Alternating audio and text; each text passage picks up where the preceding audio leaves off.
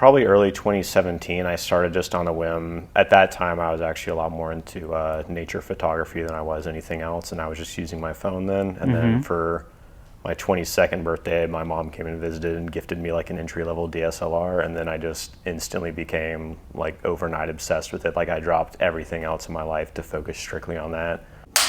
Yo soy Dantec y esto es Dale Dale.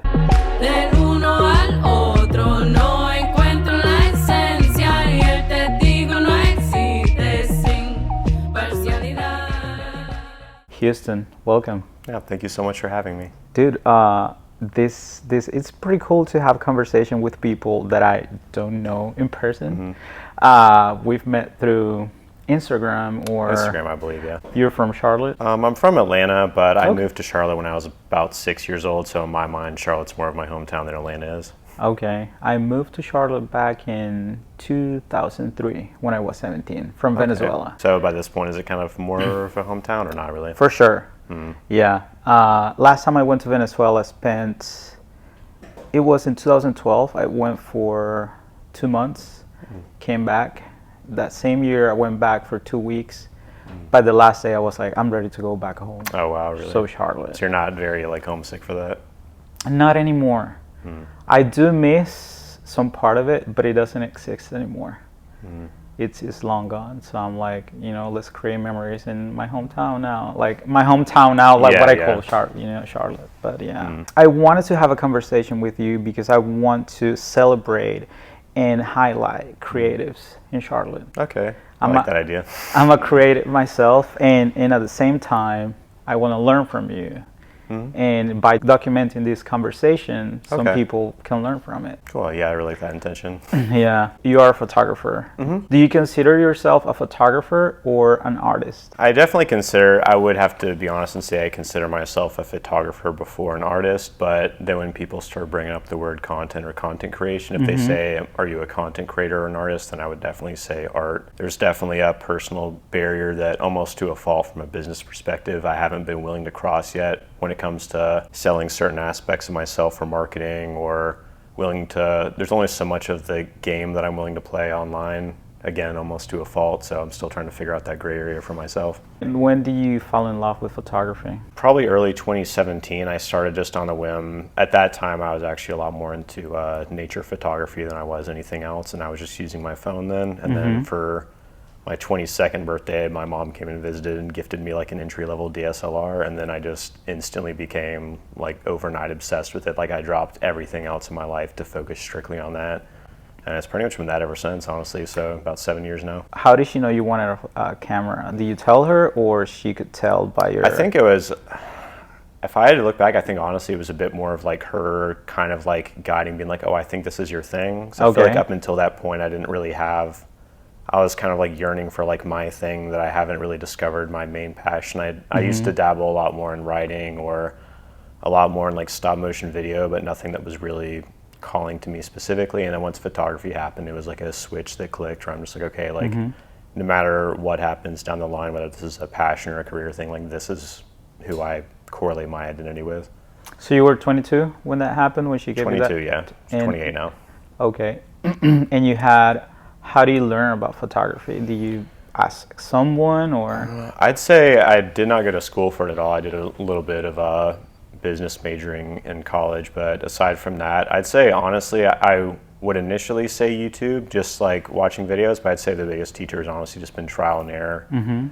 Like the whole 10,000 hours to become a master at something. Definitely the first pre-COVID, like the first 3 years or so of me just shooting pretty much any time I had free time, whether that was trying to offer, by now I'd consider, heavily discounted rates for portraits for friends and family, to just walking around the streets of Charlotte, just getting in those reps, several days a week. But I'd say, yeah, honestly, just going out there and doing trial and error, figuring out the kind of stuff I was and wasn't passionate about or wasn't good at, and just kind of leaning more into that. Yeah.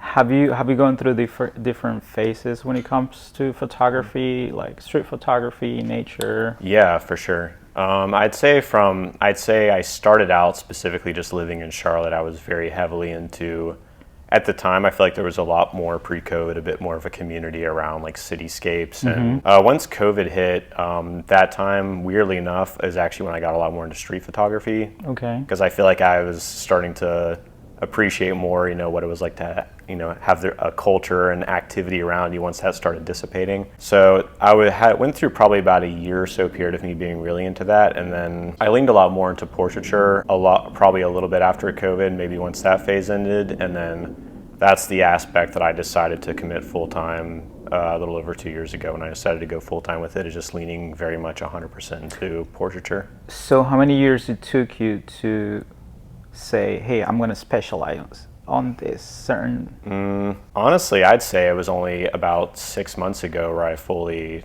decided to what my niche is. I would recommend anyone, maybe not so much if you strictly want to do this as a hobby, but from a business perspective, you need to be a master of one thing, not a jack of all trades.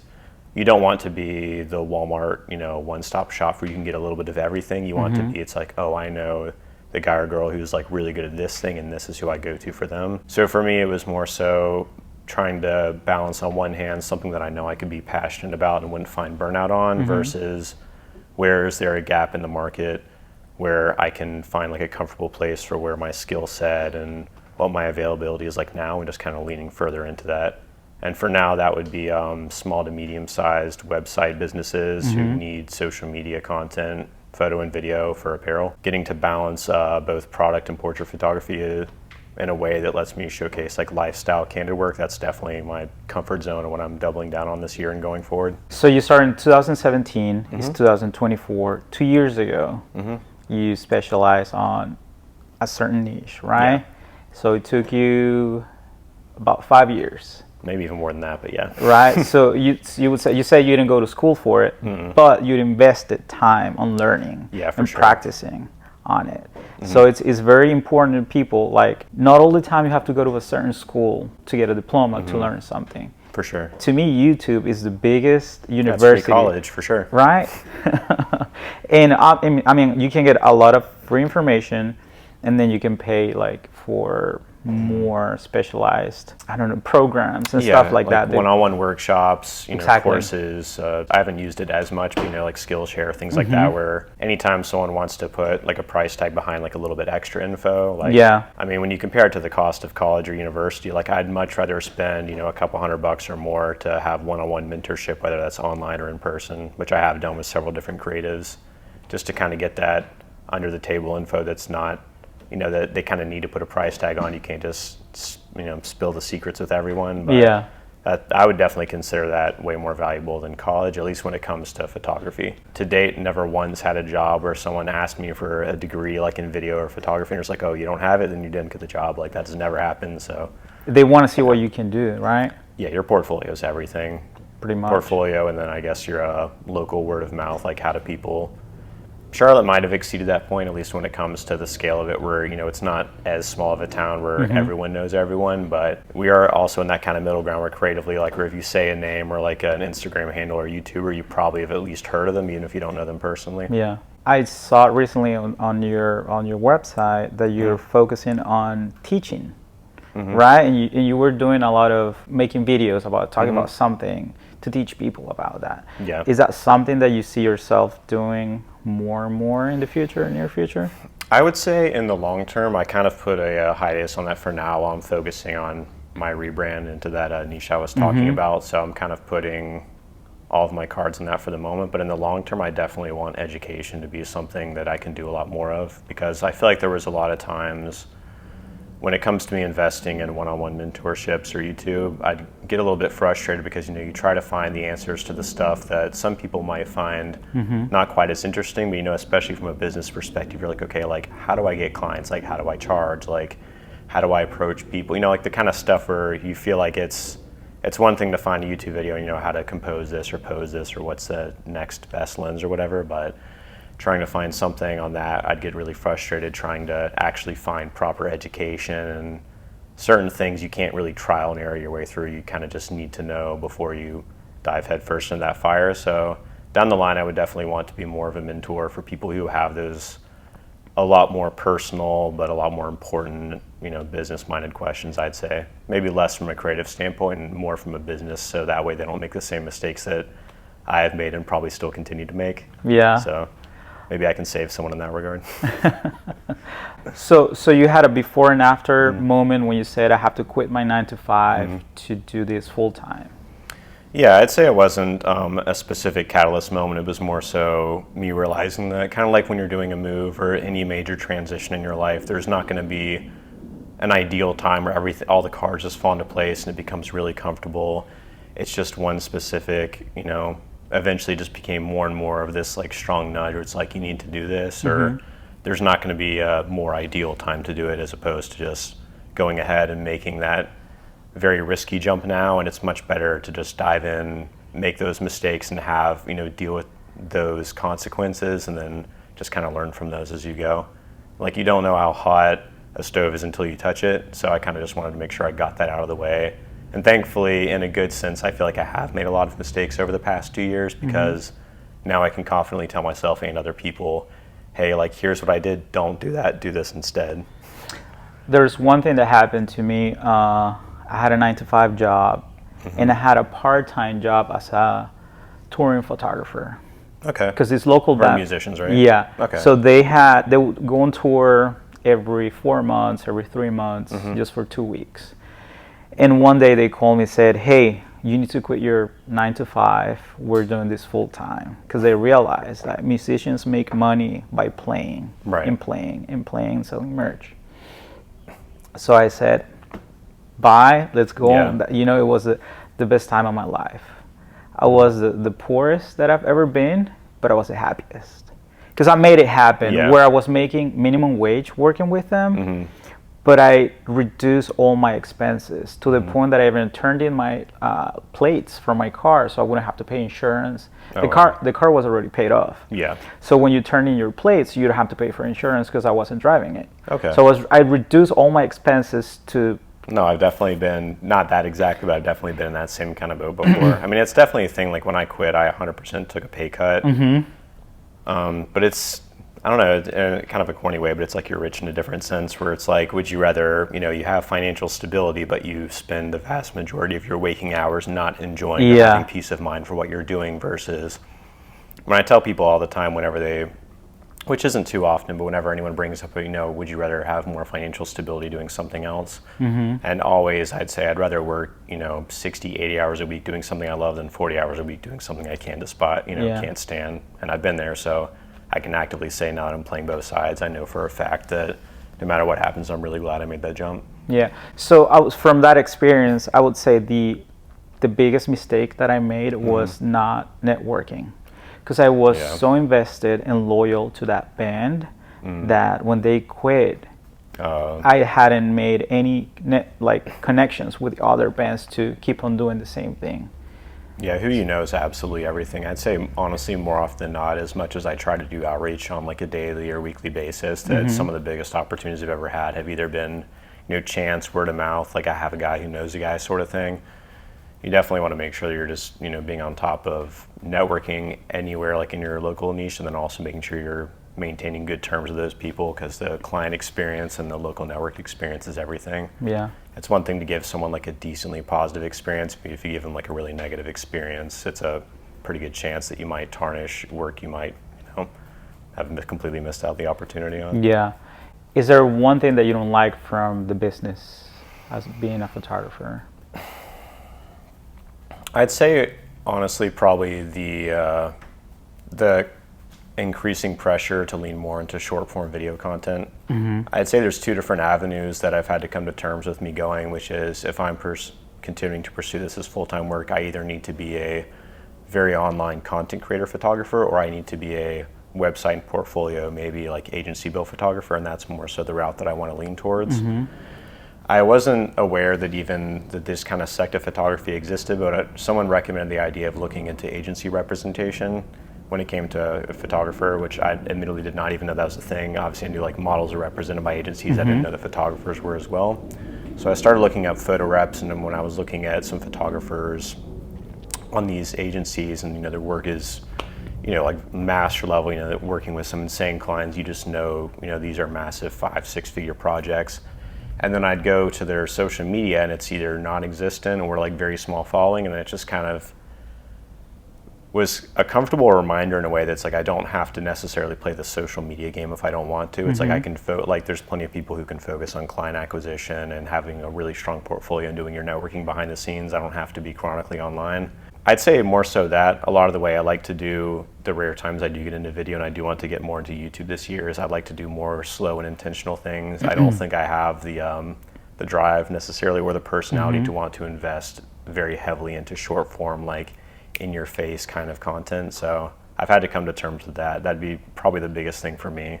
Outside of that though, I very much have enjoyed getting outside my comfort zone when it comes to doing outreach, talking to potential leads on calls, video, just meeting people for coffee and just trying to learn more, about certain hats that I'm not able to wear. Like I've had to come to terms with the fact that as much as I love dabbling in graphic design, I'm not the world's best graphic designer, so you need to delegate that task to someone else. Yeah. Same thing a little bit with video production, makeup artist, things like that. I have had a retoucher off and on a little bit, but I'm trying to focus more on not having to pay someone out for that. I've done it. Yeah. And at first I felt like I was cheating, but then the results are amazing.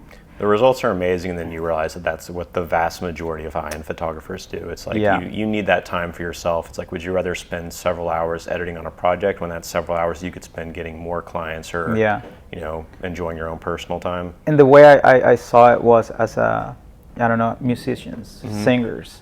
They have a producer, they have audio engineers, they have post-production. They have this whole team around. Yeah, for sure. It's not just why a photographer cannot do it, So I said, let's do it. At the end of the day, it's like you want to have an amazing result. And that's what I got from doing that.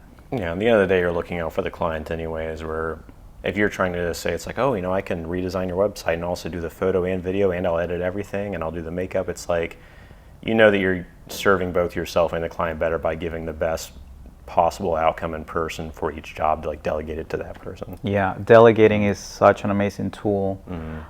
Years ago, I worked at a warehouse and I had over 30 people under my supervision.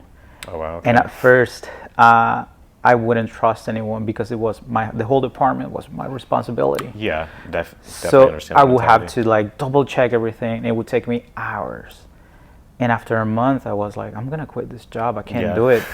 And then I started reading about it, and it's like I found delegating. You just so have to learn to let go. Yeah. So I said to myself, if my boss is giving me the responsibility over a department, why can I not give responsibility to different people and make a whole team? And that was the key. And that's also being in those shoes yourself at different points in your life, I'm sure, where someone's entrusted a task to you, but then if they kind of come back around and start breathing on your neck about it, you're just like, it's okay, you can trust me. You just have to, in turn, do that same thing to the people you delegate your tasks out to. You're just like, it's okay, like, I know they're good at what they do. I just need to let go of the reins a little bit and let them roam free in that sense. Yeah. So I've been in Charlotte for 20 years. When I started touring, I dreamt of moving to LA. Oh yeah. Or to New York City because I was a photographer and that was the biggest playground for a photographer. Yeah, for sure. But then I realized it was the perfect place for me. It's an amazing city. It's clean. It was affordable. Yeah, big 10 years emphasis ago. on was, yeah. Yeah. Do you see yourself staying here or moving somewhere else, or seeing Charlotte as like growing so much that you can be a full-time photographer and have a great lifestyle, where you can have a decent... I'd say that because most of the clients that I both have and that I'm trying to get are either web-based or they have a storefront outside of here. So actually very few of my clients are based in Charlotte unless it's the people I already have or, like local creatives, things like that. So there's nothing technically that keeps me rooted here aside from the fact that there is a lot of untapped potential in Charlotte where it kind of has that healthy middle ground where it's maybe a couple decades behind of being Atlanta, but it's not quite that point where you can tell Charlotte desperately wants to have an art scene and it just isn't quite there yet. You can see that with like what they've done with Noda and South End and Plaza Midwood, things like that. So I think I'm going to wait a couple more years to see focus a lot more, especially this year and the following, on networking locally, just seeing everything that I can get out of the city. And when I have that inkling that I'm called elsewhere, I'll look into that. New York calls to me a little bit, but there's something about the energy of it that's both really good and bad, where you pretty much have to go into New York knowing that you're going to be like constantly on that wheel forward. Yeah. Because you leave your house in New York and everyone there is like, no one's really doing leisurely activities. Everyone there is very much, I'm coming from a place to do this thing, like I'm very much in motion to do what I need to get done. So you need to go there like knowing, aside from it being very expensive, that you need to go there very much with a work and hustle mentality, which I feel pretty confident I can do. I'm more so worried about, for the first time, experiencing genuine burnout, that I don't want to get so involved in that I just start getting a little bit too overworked. I do have a couple creative friends in both New York and at LA, and they tell me, as much as they love what they do, that, you know, sometimes it does get to be a little bit too much. Okay. So I want to make sure I don't leave, for the moment at least, that gray area of making sure I'm working very hard, but not too hard to the point where it really does just become, you know, another job and not something that I'm maintaining my passion for. And how do you feel about traveling to those places and learning their processes? Yeah. You know, learning what are the codes and bringing them here.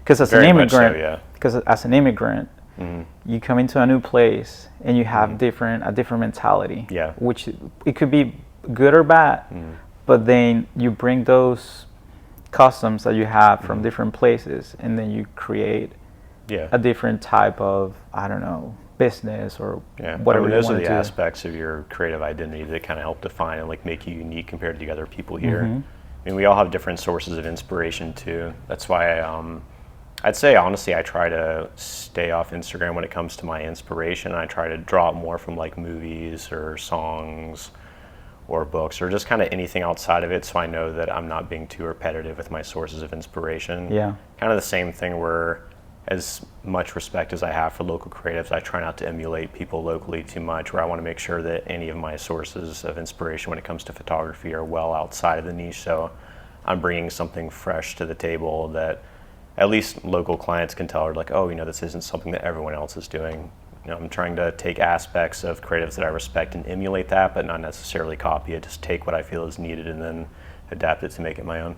What would you tell someone who just got a camera and wants to start working in the photography business? Network and put in the hours. It's definitely, no matter what niche you're into, whether it's wedding photography, portrait photography, who you know and who you're willing to connect with is absolutely king in the niche. I feel like a lot of people, like even outside of photography, creatives get so wrapped up in the quality of their work that they forget about the social aspect of making sure it's who they know. It's a lot of it, for better or worse, you have to love the business. If you're not in love with the business aspect of it too, then you're not going to make it, because you have to actually enjoy and love the process of doing outreach, networking, talking with other people who you might not have normally associated with, whether that's people on marketing teams, makeup artists. You need to have a lot of these people in your arsenal to know that the more people you know in that sense, the bigger jobs you can undertake, the more respect you can command, the more credibility you have as a creative. I'd say a lot of it is a combination of falling in love with the business aspect of it, and then just trying not to be a perfectionist and overthink everything you do, and just making sure that your consistency is just as important, if not more important, than the value you're actually putting out there. A lot of people need to learn, whether you're online or in person, to associate you with a certain type of work or a certain type of personality. And when I think of the people, especially online, that I look up to the most or that I think about the most, it's people who are very consistently showing a certain type of personality and authenticity that might not come across in another creative who you can tell is just trying to like do the motion of it without actually putting the heart into it. Know that value is very important, making sure you're not just putting something out there for the sake of it, but also be very consistent, and just knowing that just having a good, consistent work ethic will separate you from 90% of the people out there who try it and fail. That's so right. And when I asked you, when it came to photography, if you consider yourself a photographer or an artist, I consider myself more of an artist, because I was more about inspiration. You know, Right. I wouldn't touch my camera in 2 months because I wasn't inspired. And then I would see people like you being so consistent and becoming better in photography. I'm like, oh, wow, this is what I should do. Discipline and consistency, it's so important if you want to grow, if you want to get better at it. Invest in those 10,000 hours. Yeah, for sure. I'd say it definitely kind of is a graph where it sort of just like tapers off, where I'd say I'd probably learn the most in the first couple of years, but I still want to make sure that I'm never complacent with anything that I know. I feel like that might also be why I sometimes struggle to call myself an artist, is when I try to, as much as I try to avoid it, when I play the comparison game, I sort of look towards not just the composition angles, also the emotion and the story that's being conveyed, and I feel like I'm still trying to find my creative identity when it comes to not just the quality of my work, but what emotions do I want to convey? Like what is the aspect of myself that I'm trying to share with the world? And just as much as I'm still trying to find that in myself, I feel like I'm also still trying to convey that in my photographs. So I'd say a couple more years, then I'll probably feel a little bit more confident calling myself an artist before a photographer. Okay. Well, dude, thank you so much for being here. Yeah, for sure. Thank you so much for having me on. I really appreciate it. Yeah, thank you. And for everyone watching this episode, go to YouTube and subscribe. And we want to thank Unknown Charlotte for letting us play around here. And see you next time. Bye. Del uno al otro.